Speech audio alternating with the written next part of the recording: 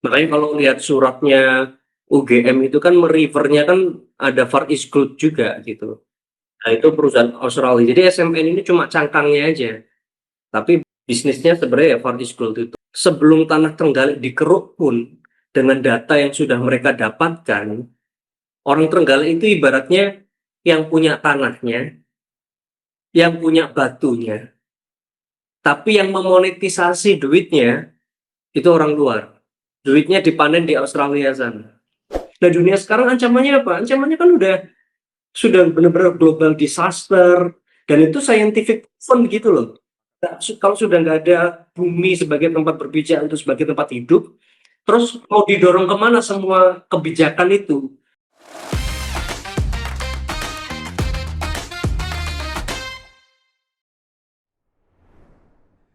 Salam Pancasila. Kawan bertemu lagi dengan saya Winarko Ngantiwani di Ruang Dialektika. Kali ini kami mengundang narasumber yang sebenarnya isunya mungkin tidak terlalu kedengeran karena memang isu lokal gitu ya. Tetapi melihat bagaimana kemudian konstelasi hari ini, bagaimana kabupaten daerah tingkat 2 yang kemudian selama ini karena kebijakan untuk mengurangkan tunjangan, ke daerah, kemudian harus mencari berbagai macam cara yang itu seringkali cara yang ketemu itu membebankan rakyat gitu ya. Ini ada bupati di Jawa Timur yang kemudian dalam tanda petik berani menolak sebuah rencana investasi karena dianggap merugikan rakyatnya dan merugikan lingkungan. Nah, karena memang tidak terlalu kedengeran di publik, kami berusaha untuk mengangkat kasus ini, karena itu kami mengundang, ke ruang dialektika Bupati Trenggalek, tapi karena sayangnya memang beliau sedang tugas, istilah beliau tadi ngamen gitu ya, ke luar negeri untuk mencari, partner untuk membangun daerahnya, sehingga kami harus melaksanakan ini dengan Zoom. Kita sambut di ruang dialektika, Bupati Trenggalek, Bapak Muhammad Arifin, Mas Ipin saya nyebutnya. Salam Pancasila dulu, Bung. Kalau Pancasila, Bung Boleh ya manggil Mas Ipin ya, karena orang Malang, saya orang Panjen, itu kenalnya eh, Bupati ini Mas Ipin gitu, sejak dulu di Ansor dikenalnya sebagai Mas Ipin gitu ya, atau Samlipi ya Gus nggak Ipin apa-apa, gitu. Samlipi. Sam ya, salam kenal dulu. Eh, Terima kasih sudah mau meluangkan waktunya, pasti sibuk sekali sekarang di Korea. Tapi kami ingin sedikit, kemarin ada rame-rame apa sih dengan orang UGM dengan perusahaan tambang sehingga kemudian itu menjadi cukup viral di minimal di Jawa Timur gitu ya. Sehingga kemudian banyak orang bertanya-tanya, kenapa kok Bupati ini agak keras gitu terhadap investor. Monggo silakan mulai Mas Ipin. ya, Bung Narko. Jadi mungkin secara sederhananya saya bisa gambarkan begini. Satu, kabupaten sudah tidak memiliki kewenangan terkait masalah pertambangan. Maka izin tambang datang dari pemerintah di tingkat level yang lebih atas. Nah, ketika izin itu turun, itu mereka akan memegang izin sampai tahun 2029. Kalau kemudian pemerintah memperpanjang ya makin repot lagi. Nah, izin yang mereka dapatkan itu mencakup konsesi seluas 12.000 hektar. Itu kira-kira 9 kecamatan dari 14 kecamatan yang ada di Kabupaten Trenggalek. Kami Hmm. sudah melakukan keberatan, baik mengirim surat, mengirim bukti terkait dengan bahwa AMDAL-nya harus ditinjau kembali oleh pemerintah karena tidak sesuai dengan tata ruang yang berlaku, di antaranya sepadan sungai, kemudian area rawan longsor, termasuk pemukiman warga, sumber mata air, dan kita berkeberatan karena di sana hampir 8.000 hektar kawasan hutan, baik hutan lindung, kemudian 1.000-an hektar kawasan lindung kars. Nah, sehingga kami melakukan penolakan itu. Kemudian eh, mereka IPO di sekitar tahun 2022. Oke. Kalau IPO itu artinya kan mereka sudah public offering, mereka dapat uang dari publik. Jadi sudah TBK statusnya per Iya, hari ini? mereka dapat uang dari publik dan itu memang PT-nya yang pemegang izin namanya PT SMN, tapi kan di Mhm, belakangnya kan ada perusahaan Australia yang namanya Far East Gold. Makanya kalau lihat oke, suratnya UGM itu kan merefernya kan ada Far East Gold juga gitu. mhm Nah, itu mhm perusahaan mhm. Australia. Jadi SMN ini cuma cangkangnya aja, tapi benar Oke, bisnisnya sebenarnya ya Far East Gold itu. Jadi mereka perusahaan Australia itu ya? IPO pun juga di Australia. Artinya, sebelum tanah Trenggalek dikeruk pun, dengan data yang sudah mereka dapatkan, orang Trenggalek itu ibaratnya yang punya tanahnya, yang punya batunya, tapi yang memonetisasi duitnya itu orang luar. Iya iya iya. Duitnya dipanen di Australia sana. Sebentar sebentar, Mas Bob, jadi biar kronologisnya agak lebih ini ya, lebih detail ya. PT ini mulai masuk atau mulai melakukan aktivitas itu kapan? Ketika IPO itu, apakah dalam tanda petik semua urusan izin-izin di lokasi di lapangan itu termasuk juga hubungannya dengan bagaimana AMDAL, bagaimana dampak terhadap masyarakat itu sudah clear semua kok mereka berani IPO gitu loh. Ya, jadi gini, memang inisiasi ini dimulai oleh pemerintah atau kepala daerah yang terdahulu. Oke, Sejak tahun 2005. Waktu kewenangan pertambangan masih menjadi kewenangan daerah. kabupaten ya. Dengan cita-cita bahwa ya nggak salah kepala daerah terdahulu. Cita-citanya adalah kalau emasnya kemudian bisa diambil, harapannya masyarakatnya sejahtera. Ya. Nah, tetap terus kemudian kan berproses sampai tahun 2019. Nah, di tahun 2019, sejak tahun 2015 itu kan kewenangan sudah ditarik. Kewenangan terkait Mhm, karena ada mhm. Undang-Undang 23 nomor 2014 Ya, tentang undang-undang pemerintahan minerba daerah. ya. Bukan Minerba, undang-undang terkait dengan pembagian kewenangan antara eh, Oh, eh, yang revisi ya, yang iya, 2014 ya. jadi Undang-Undang 23 nomor 2014. Nah, jadi sejak kita masuk, kita sudah diwarisi aksi sebelum mereka mendapatkan izin untuk melakukan apa namanya eksploitasi, eksplorasinya sudah berjalan. Nah, dan saya ketika jadi wakil bupati, saya memantau itu. Sampai kalau saya nginep di rumah warga, tak tanya, sampai akhirnya ujungnya di tahun sekiranya tahun 2018 mungkin ya, ada demo besar penolakan, bahkan saya enggak satu, dua, tiga kali, Pak, beneran loh ya, sampai tak pilih, tolong ini gunungku jangan dihabiskan, katanya yang ada emasnya atau apa, biarkan tetap kayak begini gitu. Nah, jadi Mas Bu, biar biar audiens kita paham, eksplorasi sama apa eksploitasi itu mohon dijelaskan dulu. Maksudnya dieksplorasi itu ngapain, terus nanti setelah eksplorasi selesai, eksploitasi itu ya ngapain? eksplorasi. Takutnya publik nggak kurang kurang familiar dengan kata-kata Ya, itu. Monggo. eksplorasi maksudnya dieksplor tuh dilihat kandungannya apa, Mhm. setelah. Tapi riset itu pun kan juga sebagian juga ada yang melakukan perubahan rupa bumi karena kita butuh untuk dilakukan drilling atau pengeboran Ya, untuk ngetes kandungannya ya. kandungannya. Kemudian eksploitasi ya berarti dikeruk gitu. Dan Sudah mulai dan operasi ketika tambangnya. kita sempat beraudiensi dengan Kementerian ESDM ketika itu, saya langsung tanya ke Pak Dirjen dan Pak Direktur. Ya memang pengerukannya dilakukan secara open pit, nggak underground mining, tetapi memang di Oke. di apa namanya di tambang terbuka begitu. Dan, Jadi kayak tak batu bara gitu ya. dan salah Jadi satu nanti metodenya dengan melakukan bombing. Jadi memang dibom, jadi nanti permukaan tanah itu dibom.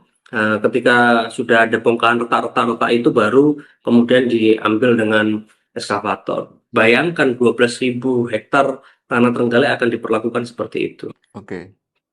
Dan itu warga sudah nolak sejak eksplorasi itu sudah ada penolakan, belum belum Sejak eksploitasi. eksplorasi sudah terjadi penolakan gitu. Bahkan saya masih ingat betul waktu itu kita sudah memediasi warga dengan perusahaan, sudah ya, warga sudah kayak begini, perusahaan sudah tahu bahwa saya jadi itu mandatnya mandat rakyat. Kalau Mhm. Anda saja nggak bisa meyakinkan benefitnya kepada masyarakat, ya jangan paksa gitu. Sudah, kalau dari sisi pemerintah Trenggalek, kita tidak akan melanjutkan proyek ini gitu. Nah, tiba-tiba waktu itu orang sudah 2019 kan lagi sibuk kampanye dan segala macam. Nah, tiba-tiba keluar izin. Oke. Tiba-tiba keluar izin. Makanya kemudian kita bersurat keberatan dan lain sebagainya itu mulai 2019 akhir sampai 2020 awal lah. Itu kita mulai bersurat-bersurat itu. Dan di tahun 2022 mereka IPO dengan berpegang bahwa mereka sudah memegang izin IUPOP itu. Dan itu izinnya itu sudah eksploitasi apa masih dalam tanda petik melanjutkan eksplorasi tadi? Eksploitasi. Sudah eksploitasi. Eksploitasi. Oke. Dan itu hari ini setelah berbagai macam proses itu sudah berjalan, Pak Bu, Mas Bu, eksploitasinya. Enggak, mereka nggak bisa masuk ke wilayah Trenggalek karena dihadang terus oleh warga kan. Oh, oke. Ya, Jadi sejak IPO itu mereka ya, belum ada aktivitas betul, ini ya betul, di warga ya. betul. Nah, Nah, langsung kemudian ke konteksnya yang WA itu, ini biar publik juga. makanya Itu siapa dan dalam konteks prosesnya itu seperti apa kok apakah Mas Bub kenal sama yang nge-WA itu? Karena kenceng sekali gitu ya. Jadi begini, makanya tadi nyambung bahwa oke, mereka sudah pegang IUP, mereka sudah melakukan IPO, tapi mereka tidak bisa melaksanakan aktivitasnya di Trenggalek, maka mereka untuk menghindari kerugian atau dalam tanda kutip mengumpulkan dana yang lebih banyak lagi, mengumpulkan trust fund ya dari publik, pasca mereka IPO untuk ngangkat lagi sahamnya biar terjadi capital gain, maka mereka harus membuktikan di dalam portofolio laporan mereka bahwa aktivitas ini diterima oleh warga, aktivitas ini didukung oleh sivitas akademik, pemerintah daerah. aktivitas ini. Nah, sehingga kemudian orang trust untuk beli sahamnya dia lagi. Kalau duit dia nanti sahamnya banyak yang beli lagi atau banyak yang melakukan transaksi di bursa, maka mereka dapat fresh money. Harapannya fresh money itu yang kemudian digunakan modal untuk melakukan pengerukan, mengkondisikan orang lokal mungkin dengan hadiah iming-iming dan segala macam gitu. Oke. Nah, jadi proses itu kemudian apa menggandeng UGM. Nah, ini menariknya juga. Itu yang kemudian saya memberikan warning keras kepada institusi pendidikan manapun ya. Kalaupun yang masuk waktu itu nggak UGM, saya pun pasti nyemprotnya dengan kadar yang sama. Jadi bukan karena sentimen terhadap salah satu perguruan tingginya ya. Sekali lagi saya gariskan, ini biar nggak diulangi karena dengan dalih apapun, foto yang kemudian turun bareng itu aja, itu kalau di dalam, kan sampai tahu sendiri kalau namanya goreng-goreng saham itu kan sentimen aja kan udah bisa menaikkan atau menurunkan. Apa? Isu-isu desas-desus gitu aja udah ini. Orang cuman ganti Menteri Keuangan aja langsung lantai bursa sudah berubah dengan statement cukai mahal nggak naik, gitu aja langsung saham-saham melejit yang gitu lain, ya. saham-saham rokok menguat gitu. Nah, jadi itu yang perlu masyarakat sadar kenapa saya harus bersikeras dengan begitu. Karena kalau nanti terulang, dimaafkan hanya sekedar field trip, hanya sekedar riset, dan kemudian semua kampus-kampus mengeluarkan jurnal-jurnal, oh di Sunda Ark atau di busur Sunda lempengan Jawa ini ada bentukan magma jutaan tahun yang lalu menyimpan cuprum dan auprum, ya, menyimpan tembaga dan emas di selatan Jawa. Jurnalnya keluar kemana-mana, terus mereka ngajak jalan-jalan yang nerbitin jurnal-jurnal ini. Nah, itu nanti akan dijadikan apa ya, semacam penguat bagi mereka. Justifikasi bahwa oh ini loh potensinya besar, makanya beli saham gitu. Nah, itu yang dan itu nanti kira-kira bakal dipamerkan gitu ya di masyarakat bursa di Australia sana gitu ya, diekspos. Pasti, apalagi ini loh kami sudah gandeng kampus, kami sudah ini. Apalagi kemarin peserta field tripnya itu kan juga peserta conference internasional Nah, itu Ada juga. yang Itu kan dimana kayak di kayak ngeklaim bahwa ini acara gede gitu kan. iya iya dan begini maksud saya kan tersinggungnya bahwa acara conference-mu itu kalau jenengan lihat di websitenya segweb dot apa ya, nanti aku coba kirim linknya deh. Ya, ya, ya. Itu jadwal field trip itu mulai tanggal 14 sampai 23 itu dijual. Maksudnya gimana? Jadi gini, Dijual gimana maksudnya? peserta peserta field trip yang kunjungan itu untuk bisa ikut field trip atau jalan-jalannya itu beli tiket, Oke. beli tiketing.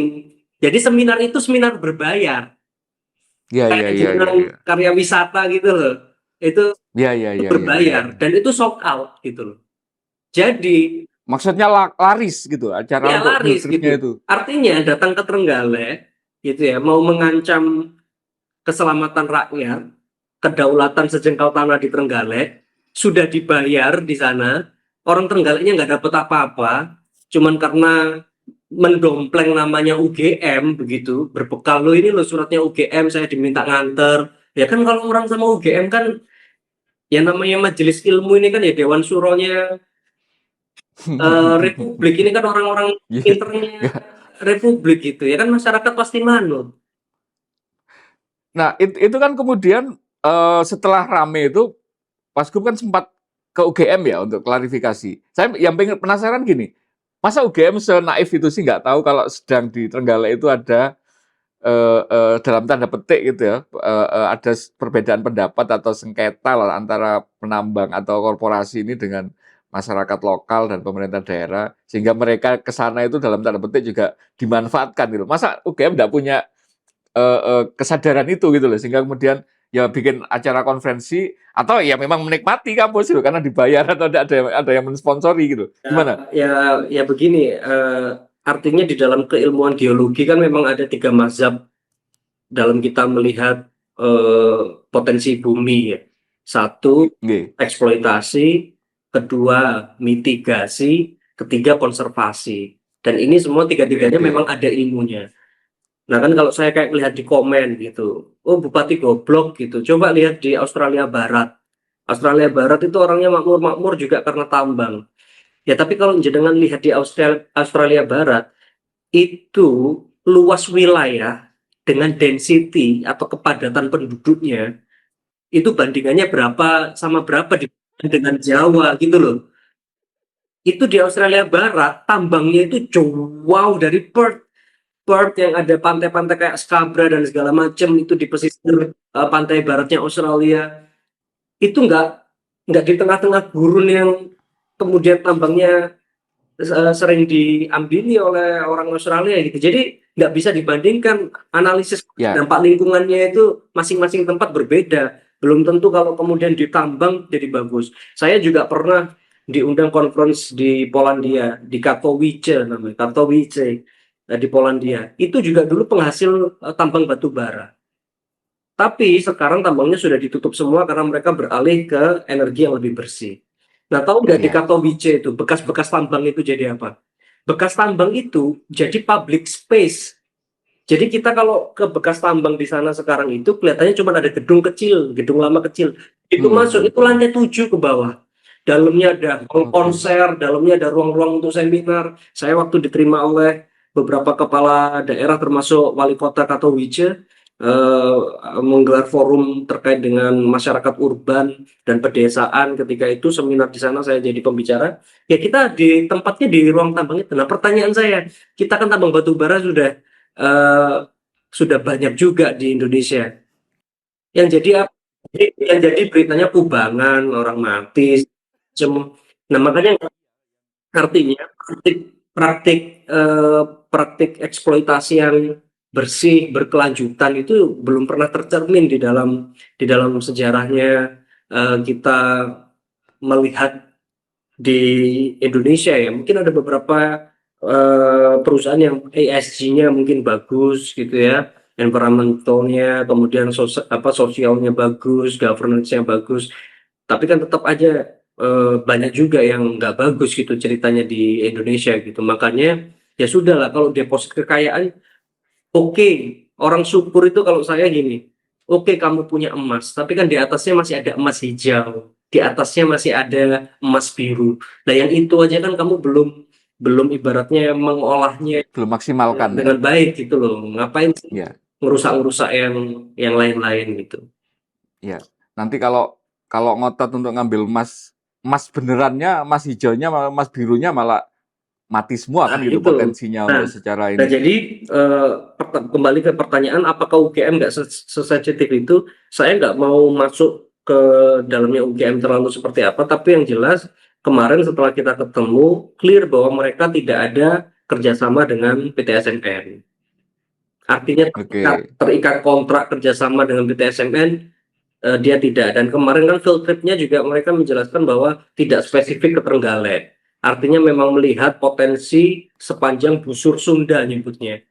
Jadi mereka sampai ke Tumpang Pitu Banyuwangi juga. Nah, kalau di Tumpang Pitu ya oke gitu loh. Memang sudah ada yang jalan segala macam gitu. Nah, terus karena seperti itu, kemudian saya juga juga bilang ke UGM gitu, kenapa saya tidak membolehkan UGM datang ke Trenggalek pasca kejadian itu untuk mereka lakukan klarifikasi. Saya bilang saya saja yang datang. Satu, sebenarnya saya memuliakan UGM ya sebagai entitas universitas yang highly apa namanya highly highly respected lah gitu, yang sangat sangat sangat bagus bahkan di tingkat dunia. Kemudian kedua, kalau UGM yang datang, saya khawatir masyarakat saya ngamuk. Nanti iya nggak sih, mereka mau klarifikasi tiba-tiba terus ada aksi demo gimana? Aksi nuntut apa bla bla bla, padahal mungkin nggak semuanya ngerti, tapi karena sentimen udah kadung sakit hati gitu kan. Iya, iya. Makanya saya yang datang, saya mengklirkan, nah, sehingga nanti kunjungan selanjutnya UGM itu benar-benar kemarin komitmennya sudah mau menjadi koalisi masyarakat lestari bersama pemerintah kabupaten. Iya, iya. Jadi Apa itu? Itu bayangan Mas Bu konkretnya nanti konkretnya begini, UGM di belakangnya kita, atau di ya belakang konkretnya masyarakat begini, untuk mendampingi gitu. kan kan konkretnya gini, sama kayak gini lah, sama kayak begini. Jenengan punya rumah, Pak Winarko. Nah, pilihannya kan punya rumah, katakanlah rumahnya ini warisan, pilihannya kan kalau mau dapat duit mungkin ada dua lah ya.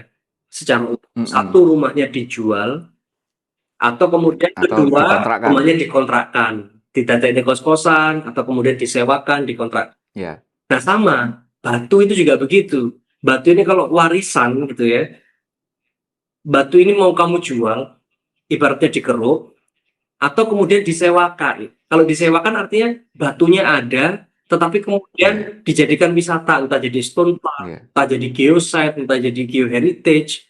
ya. Nggak habis lah, Nggak nggak habis. hilang gitu. Tetap milik Ya, kita gitu contoh, ya. contoh.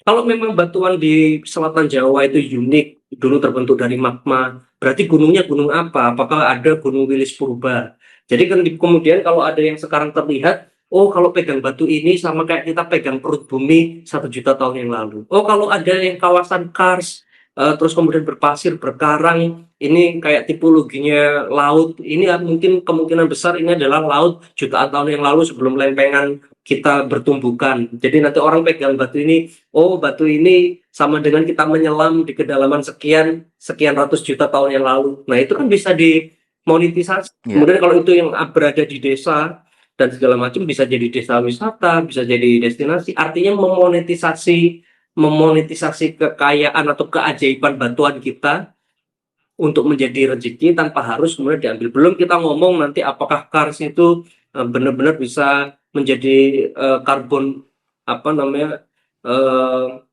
catcher ya, ya karbon menyerap capture karbon ya. gitu, karbon capture gitu sehingga nanti kita bisa melakukan offsetting eh, terhadap itu, atau terus kemudian yang lain-lain yang bisa dimonetisasi. Nah, jadi UGM bersepakat terhadap itu gitu. Oke. Nah, sekarang kemudian what next-nya ini, Mas Bu? Karena pertanyaan banyak publik juga. Terus gimana terkait dengan kan izin sudah keluar dan Hmm. sebagainya. Mungkin perusahaan itu kaitannya juga dengan ini deal yang memang pre Ya. atau sebelum Mas Bu menjabat gitu ya. Itu sudah mengeluarkan Hmm. investasi dan sebagainya sehingga mereka berani IPO. Saya pikir kan itu panjang Hmm. sekali. Nah, faktanya kemudian ketika hari ini masyarakat menolak, ini dalam kacamata Mas Ipin ini melihatnya way of jalan keluarnya yang sama-sama kemudian tidak merugikan kedua belah pihak ini gimana? Ya, jadi gini, kita sudah mengikat melalui beberapa peraturan, serangkaian peraturan. Sekarang yang sedang terjadi ganjalan di rencana tata ruang kita. Itu DPR sudah gedok, sudah perda, sudah disahkan, tapi begitu kita ingin mendapatkan nomor ditelaah oleh provinsi dan pusat, kita dipaksa untuk memasukkan peta tambang itu. Kita nggak mau. Nah, itu kita bertahan di situ. Jadi kita nggak mau memasukkan peta tambang. Terus kemudian kita sudah mengikat rencana jangka panjang pembangunan daerah itu sampai tahun 2045. Kita cita-citanya adalah RPJMD ya? RPJPD-nya ya. Oh, Yang RJPDPD yang ya, 20 yang tahunan. 25 tahun. Ya, Dan ya. itu bahwa kita cita-citanya 2045 Trenggalek bisa net zero karbon, pendapatan tinggi, kemudian berdaya saing secara kolektif. Artinya kita memilih pilihan ekonomi yang baik juga terhadap ekologi. Artinya kalau bahasa saintifiknya ekonomi yang regeneratif, bukan yang Ya, eksploratif, bukan yang yang ekstraktif. eksploratif. Jadi kita memilih ekonomi yang regeneratif. Nah, termasuk juga kita sudah mengirimkan surat keberatan ke berbagai instansi, ke berbagai tembusan. Yang belum kita tempuh adalah kita melakukan gugatan, apakah itu class action ataupun dari pemerintah untuk penggagalan ke PT UN. Nah, kenapa itu saya tidak ambil? Kenapa itu tidak saya ambil? Karena siapa yang bisa memastikan bahwa nanti di tingkat PT UN kita menang? Kemudian ketika peninjauan kembali sampai kasasi dan segala macam kita bisa menang. Ya, kita menghormati institusi hukum, tetapi segala kemungkinan itu pasti bisa terjadi. Nah, apalagi dengan modal sedemikian besar ya. kalau kemudian kita kalah, terus kemudian hakim memutuskan untuk kemudian atau memutuskan bahwa ini tetap berlaku dan harus dilaksanakan, kemudian pemerintah daerah harus wajib melakukan bantuan terhadap PT untuk melakukan eksekusi, gimana malah saya menghadapkan masyarakat saya berhadapan dengan aparat yang nanti mungkin bisa jadi diperintah untuk membackup tambang dengan alasan sudah berkekuatan hukum tetap, sudah inkrah. Maka yang bisa saya lakukan adalah, ya sudah, saya berada di garis rakyat, bukan sebagai bupati, bukan apa, ya bilang aja aktivis lingkungan. Kalau mau demo, ya pokoknya kalau ada alat berat datang, kita hadang bareng-bareng. Kalau ada masyarakat saya yang ditangkap karena itu, tak saya yang tanggung jawab. Pokoknya mereka nggak bisa masuk sampai tahun 2029. Ya sudah gitu aja. Sampai izinnya habis. Sembari kita terus melakukan pendekatan kepada pemerintah, bahwa ya kita terus memberikan narasi bahwa ini loh yang bakal rugi. 200.000 masyarakat saya itu kerja di kawasan hutan, baik sebagai petani hutan, pengusaha hutan, apapun namanya lah, tumpang sari dan sebagainya. Itu memang kalau hutannya dihabisin, 200.000 orang itu bisa ikut kerja. Iya. Kan ini kan tambang ini kan nggak padat ya. Ini kan padat modal, di blasting semua. Terus yang 800 hektar pemukiman warga itu dengan jumlah berapa warga itu emang mau diganti semua rumahnya. Kan social cost-nya nggak masuk akal gitu loh. Terus kemudian air bersih yang selama ini dinikmati warga memang bisa kembali. Terus situs-situs spiritual, situs-situs budaya, sejarah yang ada di situ, karena sumber air yang sumber emas yang salah satu yang besar itu di situs yang dulu konon kabarnya pernah disinggahin Pusindo, yang sekarang prasastinya ada di Museum Nasional. Itu kan situs-situs yang harus dijaga. Belum tentu kemudian kalau airnya sudah hilang, apakah masyarakat nggak jadi tambah susah akses air bersih, lautnya nggak tercemar, nelayannya gimana, apa nggak tambah nangis? Ya kalau saya nggak yakin terhadap manfaatnya, ya lebih baik saya menghindari mudaratnya. Jadi orang mau bilang apa, ya saya tetap di jalan ini. Dan terakhir, sebelum ini personal bagi saya, sebelum mbah saya itu meninggal, saya waktu itu belum jadi pejabat publik atau apa, mbah saya itu cuma pegang tangan saya dan bilang begini, Le, suatu saat kamu jadi apapun, mbah orang ngerti. Cuman mbah pesen, dulu tahun 50-an Bung Karno itu pernah ke Trenggalek. Oh ya. Salah satunya orasi di depan masyarakat, dan Bung Karno menyampaikan dalam bahasa Jawa begini di hadapan orang Trenggalek. Yen wong galek pengen iso netel, alase kudu ketel. Kalau orang Trenggalek pengen bisa makan, hutannya harus lebat. Lebat. Itu pesan dari Bung Karno ya. Jadi Sampai pesan konservatif sekali mbak ya. saya meninggal. Jadi, Makanya jadi pesannya saya, pesan konservasi sekali. jadi saya diwasiati sama mbah saya sebelum meninggal, ya cuma diceritani Bung Karno itu. Itu sebelum saya masuk politik, sebelum saya kenal partai politik, sebelum saya Iya. terjun ke dunia politik maupun pemerintahan. Artinya nggak tahu mbak saya punya firasat apa, tapi itu kurang lebih hanya berselang 1 bulan sebelum beliau meninggal. Saya ketemu terakhir mbak saya dalam kondisi sadar, wasiatnya begitu. Saya akan menggali lebih dalam tentang berarti ini tentang sosok dan visinya seorang Mas Ipin berarti. Nggak, ini kan waktunya nggak mepet sekali kan? Masih bisa lah beberapa. Oh, masih bisa, siap. Karena menarik, karena sekitar 10 menit terakhir tadi itu, saya itu benar-benar kaget gini. Ini visi, ini pandangannya seorang aktivis yang menjadi bupati gitu. Jadi bukan bupati yang mantan aktivis gitu. Karena kuat sekali pesan atau wawasan konservatif menolak dalam tanda petik menolak pertambangan karena kemudian melihat ada alternatif-alternatif lain yang kemudian secara ekonomis itu sebenarnya kalau kita eksplorasi dengan benar itu kan tidak kalah potensinya dengan cara gampang yang ekstraktif itu karena kemudian ketika kita memilih ekstraktif itu akhirnya yang lain-lain kan langsung hilang. Itu kan kemarin beberapa waktu ke belakang kami agak fokus banyak soal konteks ekonomi politik dari pilihan ketika Indonesia ini memilih sistem politik dan ekonomi yang ekstraktif itu kan. Nah, saya jadi sangat tertarik sekali kemudian karena pertanyaan pertama itu gini yang kemarin muncul di publik. Loh, ini bukannya kemarin tuh kayak di Pati, di daerah-daerah lain, bupati itu harus meningkatkan PBB yang gila-gilaan itu gara-gara daerah itu kekurangan dana transfer karena dan PAD-nya lemah, maka bupati harus cari cara-cara yang nah ini Trenggalek sudah punya sumber potensial bisa jadi negara penghasil daerah penghasil tambang, daerah penghasil pendapatan yang itu nanti dana bagi hasil tambangnya besar kok kemudian menolak ini kan nggak masuk akal itu. Tolong dijelaskan dari kacamata itu dulu. Emang Trenggalek itu sekarang sudah kebanyakan PAD ya Pak Bupati sehingga kemudian yang kayak gini-gini tuh nggak menggiurkan gitu. Enggak, sebenarnya memang kalau kita ngelihat politik sekarang, orang kan pengennya instan, pengen jadi bupati kelihatan gagah, menempuh mungkin jalan-jalan yang nggak berpikir panjang. Tapi kalau saya kembalinya, saya menghargai konstitusi. Saya itu nggak punya cita-cita pribadi. Jadi kalau Bung Winarko tadi tanya bahwa kok visinya begitu tinggi, ini bukan visi saya. Saya itu cuma menerjemahkan kalimat di dalam pembukaan undang-undang melindungi segenap bangsa dan seluruh tumpah darah. Melindungi segenap bangsa dan seluruh tumpah darah itu bukan hanya sekedar pertahanan kalau menurut saya. Tapi artinya kamu harus adil kepada generasi sekarang, juga generasi yang akan datang. Termasuk ikut melaksanakan ketertiban dunia. Tertib secara sebagai tatanan masyarakat dunia. Nah dunia sekarang ancamannya apa? Ancamannya kan sudah benar-benar global disaster, dan itu scientific proven gitu loh.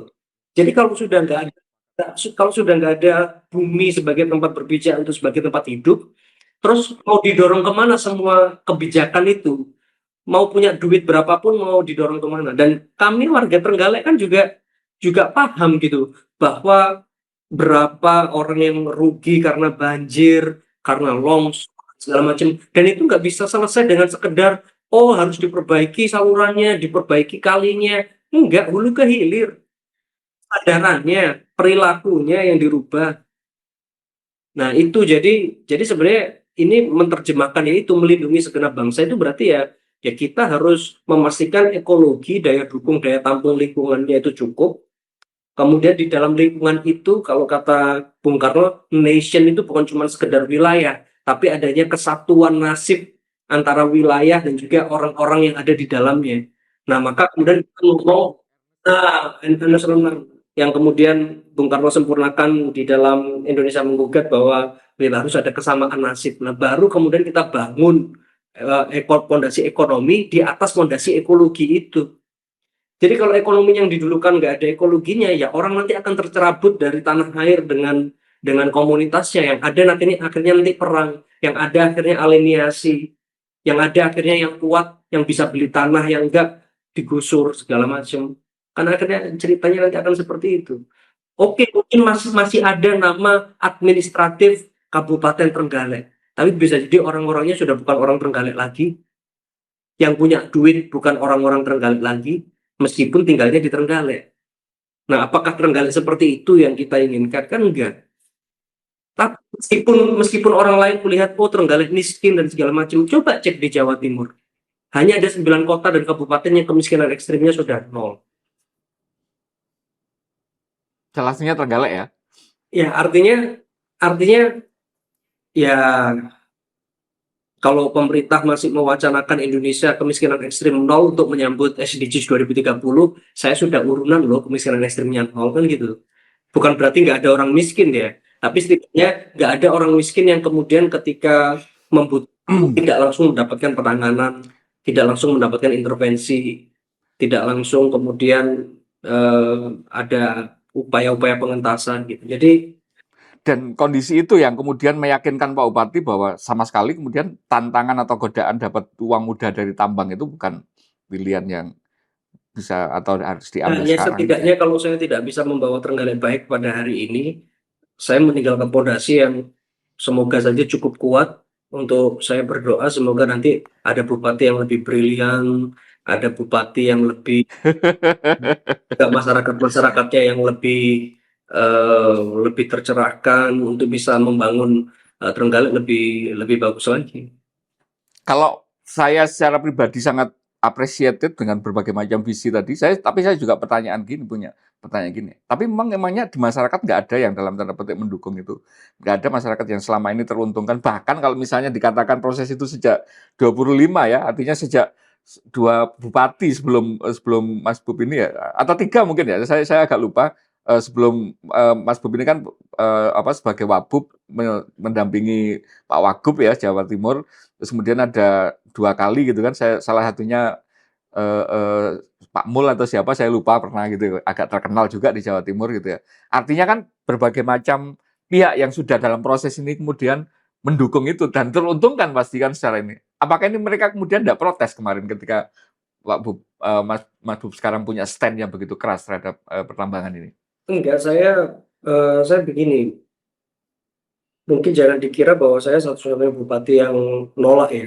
Jadi kalau yang itu pandangan pribadi beliau-beliau silakan ditanya kepada beliau-beliau sendiri. Tapi saya itu malah lebih bersyukurnya, saya itu banyak diajari sama masyarakat Trenggalek.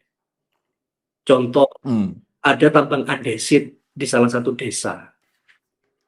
Adesit ya? Andesit ini cuma batuan andesit. Sekarang mereka berhenti nambang. Saya tanya, loh, kenapa?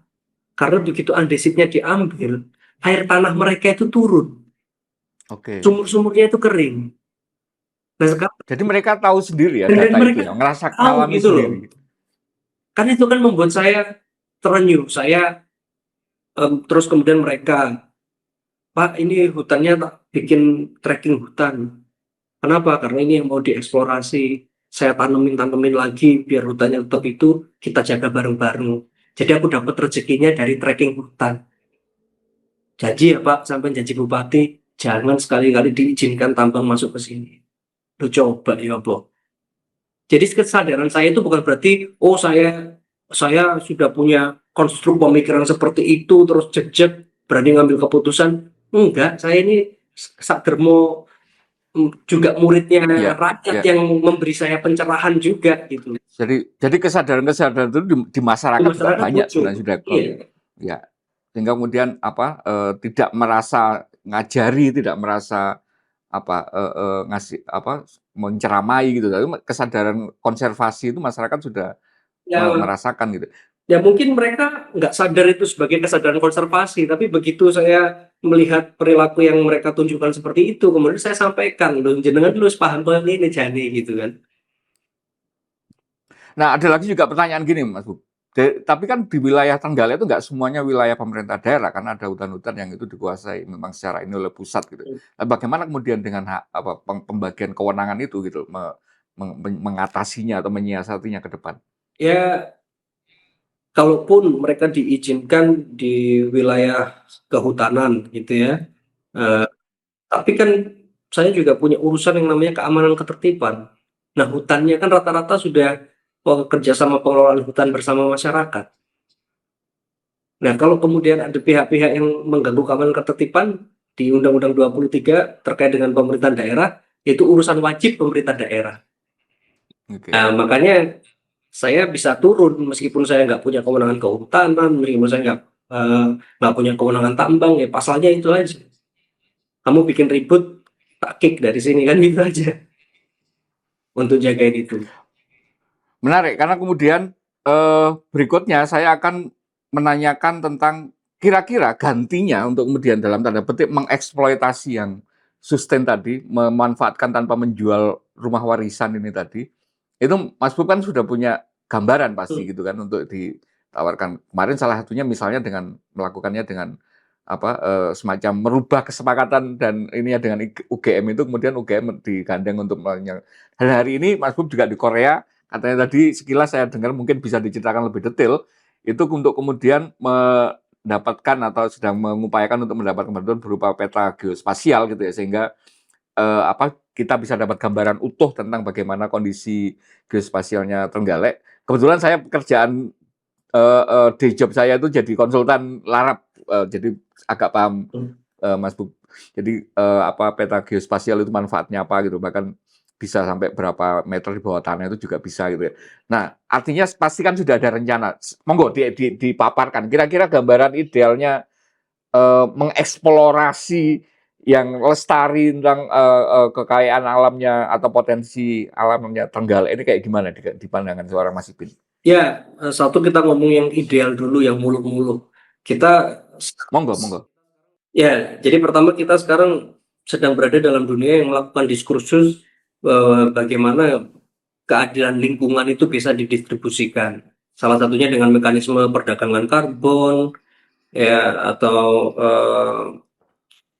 resource based payment yang di sektor natural base, bahkan ada debt swap untuk lingkungan dan segala macam.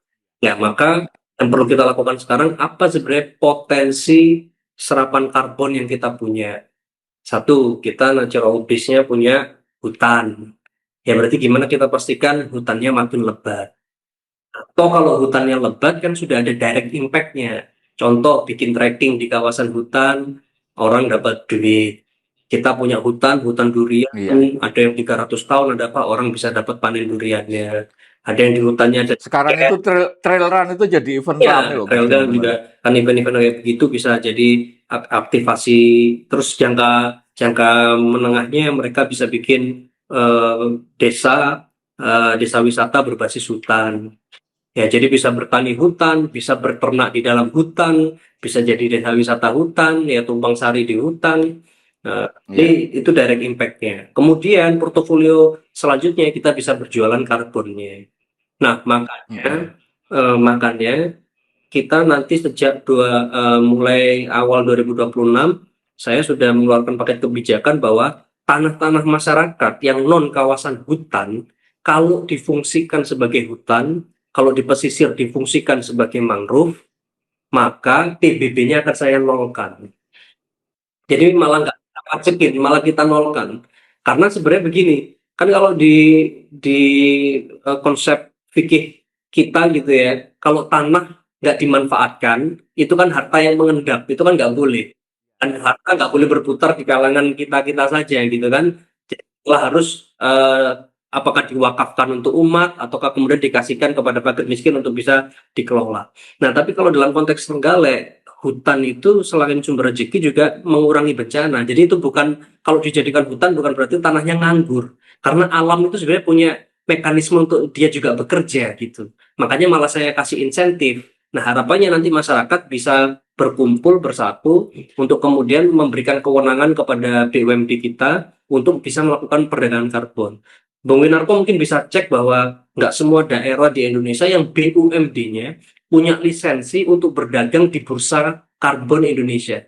Sebentar, ini saya mau minta eh, Gus Ipin untuk lebih membahasabayikan sebenarnya maksudnya perdagangan karbon ini apa, terus kenapa BUMD di Trenggalek itu punya lisensi itu adalah sebuah terobosan. Ya itu harus jadi podcast yang lain itu. Karena Oh gitu ya? Ya wes segmen segmen ini aja 2 menit aja. Pabrik ya, ini 2 menit. Kira-kira intinya maksudnya gimana? beginilah, intinya Takutnya publik kita nggak tahu kenapa kok itu dibanggakan gitu loh.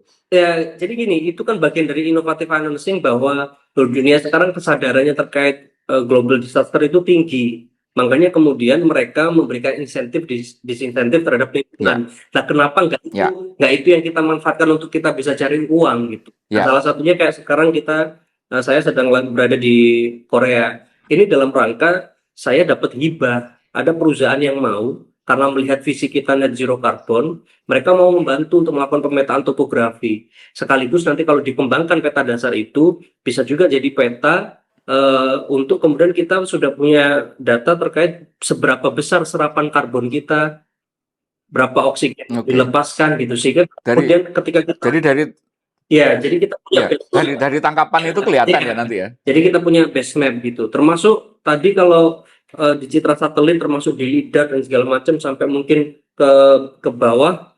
Kalau ada Indocars atau cars yang ada di dalam itu bagaimana kemampuan mereka juga mengcapture karbon. Nah, kalau itu kita bisa dapatkan semua datanya, suatu saat ekosistem perdagangan karbon itu yang sudah mencapai tingkat yang mature, yang dewasa, kita tuh sudah siap. Kita sudah siap. Yang lain baru data, kita tuh udah siap jualan gitu loh. Ya mungkin bisa jadi nggak di pemerintahan saya, mungkin di pemerintahan selanjutnya, tapi kan itu minimal saya nggak mewarisi utang, saya Ya. nggak mewarisi apa ya. Kalau utang kan kita selalu komitmen selesaikan di masa saya hutang buat rumah sakit ya selesai di masa saya, nanti hutang buat jalan ya selesai gitu kan. Nah tapi kalau yang kayak begini minimal saya sudah menyiapkan fondasi bahwa ini loh pilihanmu banyak, Ya. nggak cuma pajak ke masyarakat, tapi ada juga potensi perdagangan karbon, ada juga monetisasi yang lain. Contoh kalau batuannya tadi kemudian kita bisa tata, kita bisa tahu sejarah batuannya, bisa jadi pusat penelitian geologi. Jadi kajian-kajian orang luar negeri besok datang untuk meneliti, nggak apa-apa. Tapi jangan kemudian kajian tapi datanya atau jurnalnya dibuat untuk goreng-goreng saham tambang. Ya jangan gitu. Saham tambangnya laku, duitnya banyak, terus kemudian semuanya sudah di 86 kan, termasuk bupatinya bisa disuap, disumpel uang, nanti dikeruk beneran kan gitu. Yang terjadi di daerah-daerah lain atau tempat-tempat lain biasanya seperti itu Nah, saya masalahnya, cuma Bung bayangkan Ipin. saya kan kalau dianterin uang ya belum tentu iman kan gitu. Nah, ini saya mau tanya yang sangat teknis. Mungkin nggak di your first term atau your term as bupati gitu ya, saya nggak tahu ke depannya ininya Mas Ipin seperti apa.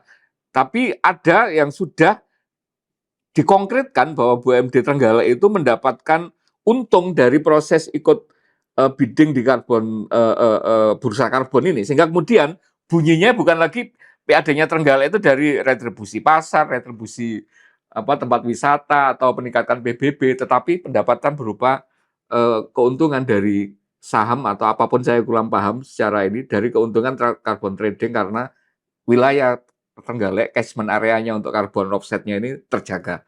Mungkin nggak itu dicapai? Kita sudah transaksi, kita sudah dapat duit, tapi bukan dari project kita yang kita listing, tapi kita sebagai Oke. broker, orang yang butuh, orang yang pengen membeli saham di bursa karbon. Tapi ininya di Ya Trenggalek kan, jadi wilayahnya, lokasi. kan kita punya IP untuk kita bisa melakukan transaksi nih, bisa beli, bisa jual. Nah orang kan ada Ya, yang pengen, kan ini sama kayak donasi pohon gitu. Nah sekarang aku nggak donasi ya. pohon, aku donasinya donasi di Project Carbon gitulah.